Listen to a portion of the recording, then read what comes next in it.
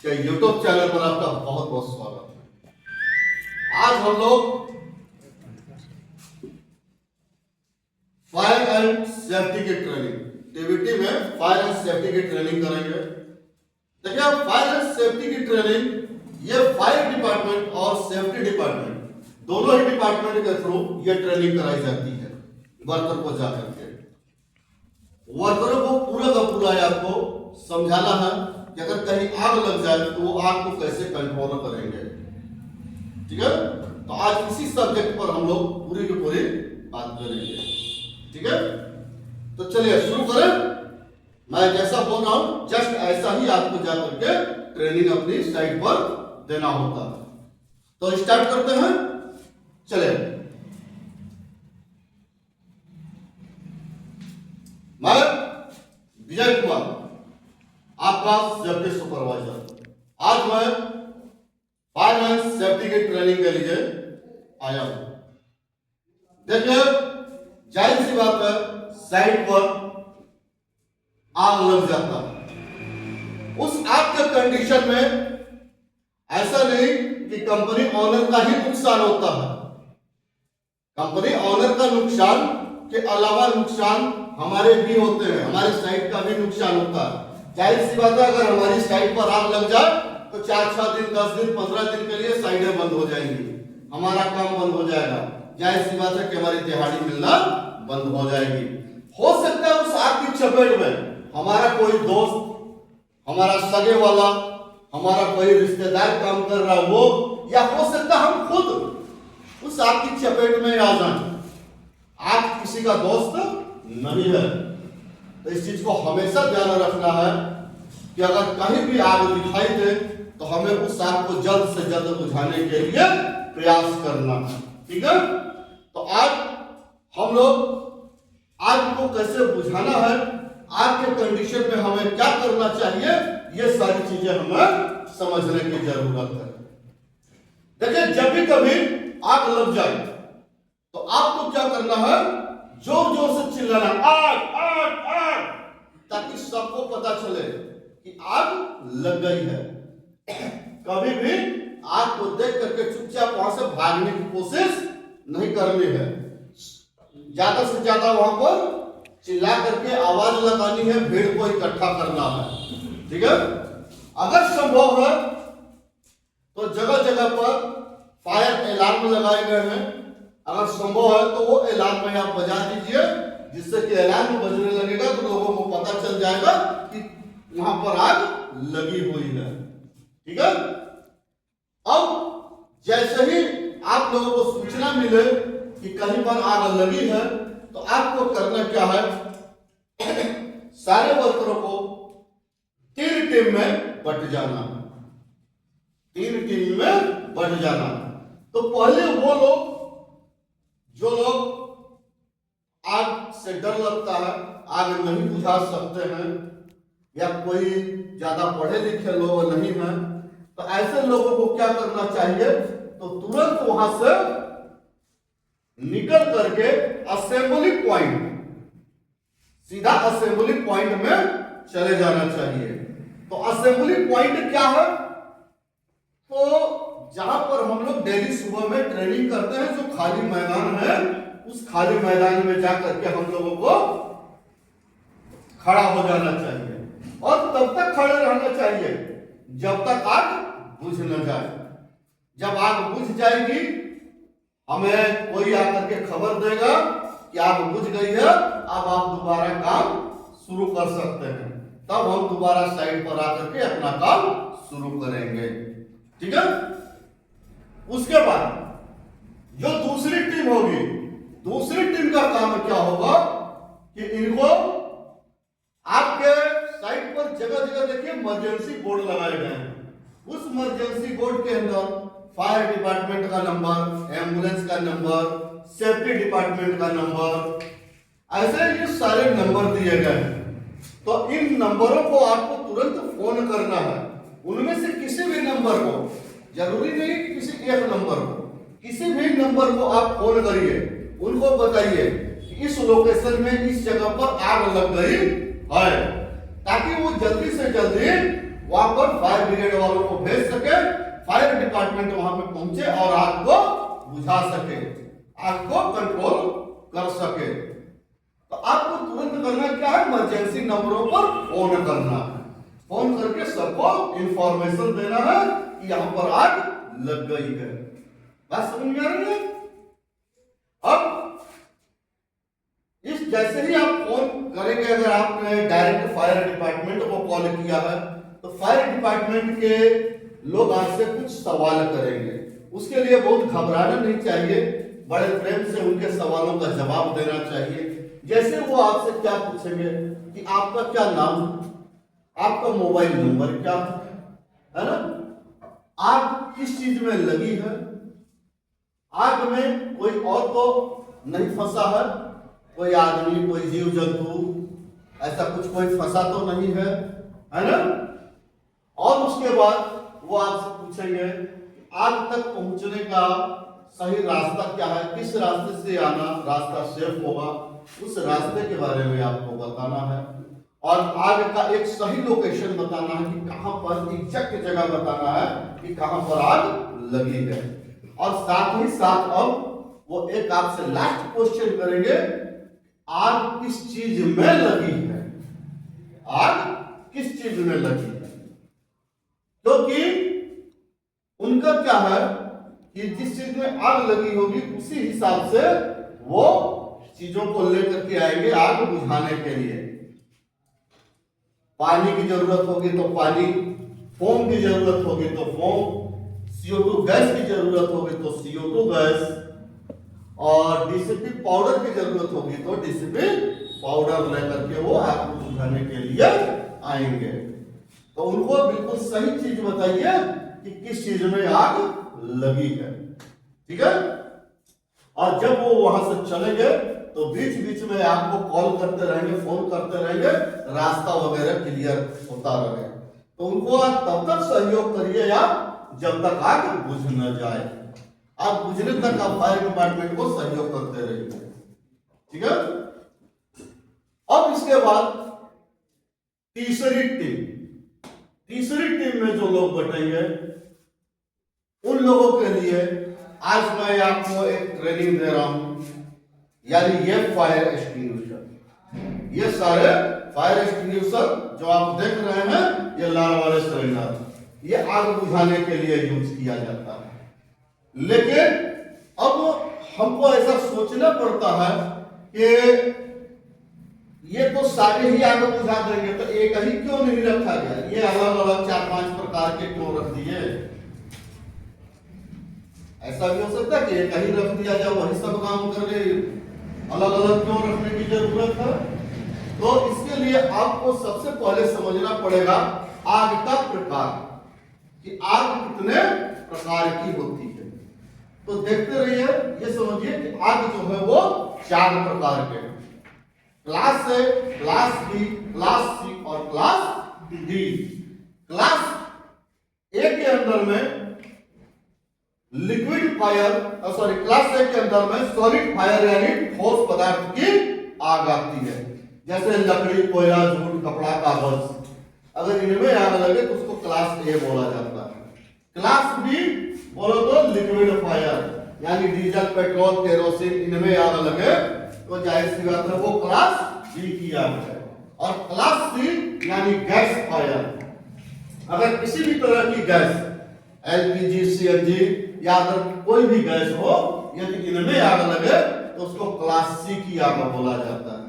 और class D की आग मेटल फायर होता है, जो आपको अपने इस प्लांट में नहीं देखने के लिए मिलेगा, तो इसके बारे में अभी बात नहीं करते। फिलहाल हम लोग क्लास ए, डी और सी के बारे में, और एक आग और रह गई है जिसको बोलते हैं इलेक्ट्रिकल फायर। इलेक्ट्रिकल फायर यानी बिजली की आग, है ना।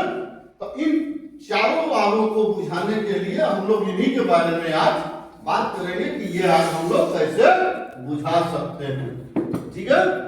तो सबसे पहले आपको बता दें कि जो ये क्लास ए की आग है, उसके लिए इनमें से हम कौन सा फायर एक्सटिंग्विशर अपनाएंगे। तो आप देख लीजिए कौन से स्टिकर पर ए लिखा हुआ है।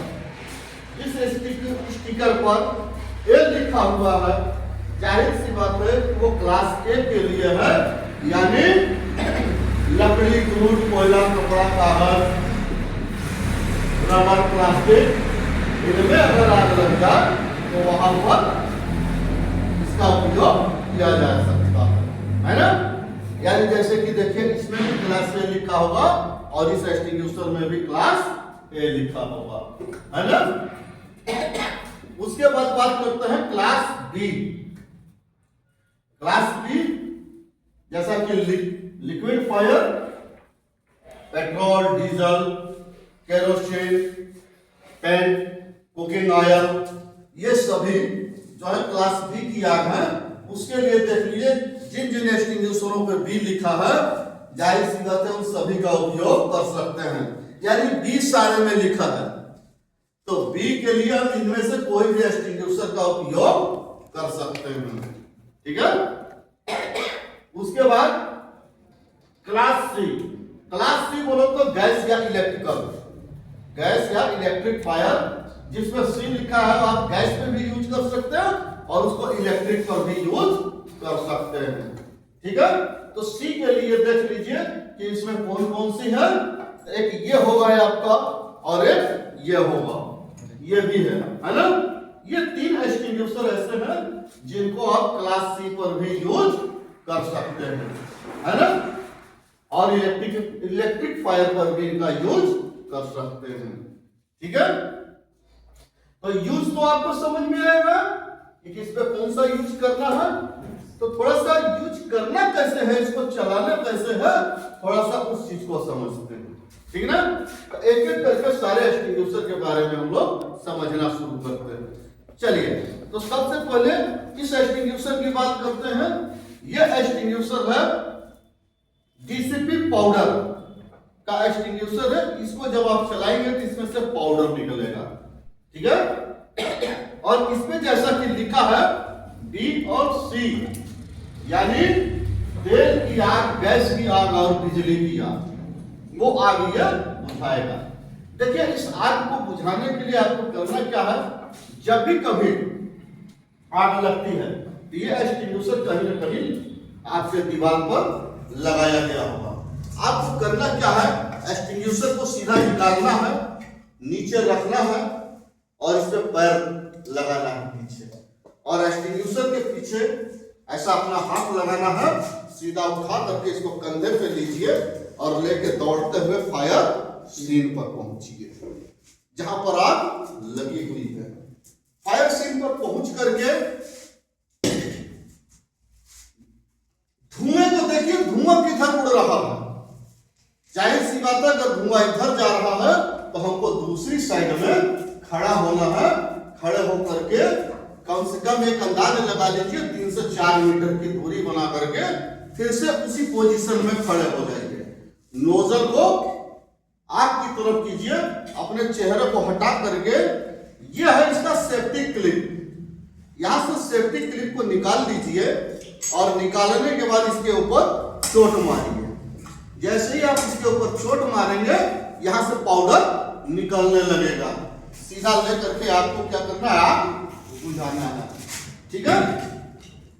तो इस तरह से करके आप ये डीसीपी पाउडर वाला एक्सटिंग्विशर चला करके क्लास बी और सी की आग को बुझा सकते हैं, ठीक है। और कभी भी एक्सटिंग्विशर चलाने के बाद आपको फायर डिपार्टमेंट को फोन करके ये बोल देना है कि हमने फायर एक्सटिंग्विशर खाली कर दिया, इस एरिया में आग लगा था, इसको ले जा करके दोबारा भर करके आप रखें, और वो फायर डिपार्टमेंट वाले दोबारा इसको भर करके रखेंगे, ठीक है। चलिए अब हम लोग एक एक्सटिंग्विशर और चलाते हैं, इसको बोला जाता है ABC type portable fire extinguisher. इसमें से भी पाउडर निकलेगा लेकिन ये सारे आग बुझाएगा। ये मल्टीपर्पज है, कोई सा भी आग लग जाए वहां पर इसको चला दीजिए, ये सारे आग बुझा देगा। तो इसका भी तरीका वही है कि सीधा इसको उठाना है, एक हाथ इसके कैप असेंबली पर लगाएंगे, एक हाथ नीचे, इसको उठा करके सीधा कंधे पर लेंगे और दौड़ते हुए फायर सीन पे जाएंगे, जहां पर आग लगी है वहां पर रखेंगे अपने पैर का पोजीशन एक्सटिंग्विशर के ठीक पीछे, नोजल को आग की तरफ करके सेफ्टी पिन को निकालेंगे। और इसका क्या करना है, ये ऑपरेटिंग लीवर है, इसको कस के नीचे दबाना है। जैसे ही हम नीचे दबाएंगे इसमें से भी पाउडर निकलना शुरू हो जाएगा। जैसे ही इसमें से पाउडर निकलने लगेगा बड़े आराम से मार करके आपको बुझा सकते हैं। ठीक है, उसके बाद यह है आपका mechanical foam type portable fire extinguisher. Mechanical foam के पोर्टेबल फायर एक्सटिंग्विशर में भी आपको सेम वही चीज करना है कि कहीं भी इसमें देखिए बी, ए और बी लिखा है।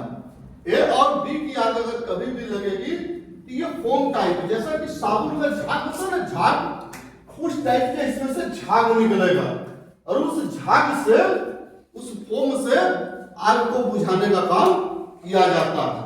तो सिर्फ इसको, इसका भी आग बुझाने के लिए आपको वही करना है, इसको एक हाथ कैरी हैंडल पे, एक हाथ बॉटम पर रख करके इसको कंधे उठाना है और लेकर के दौड़ते हुए फायर सीन तक जाना है। ठीक है, पहुंचने के बाद अपने पैर को पीछे रखेंगे,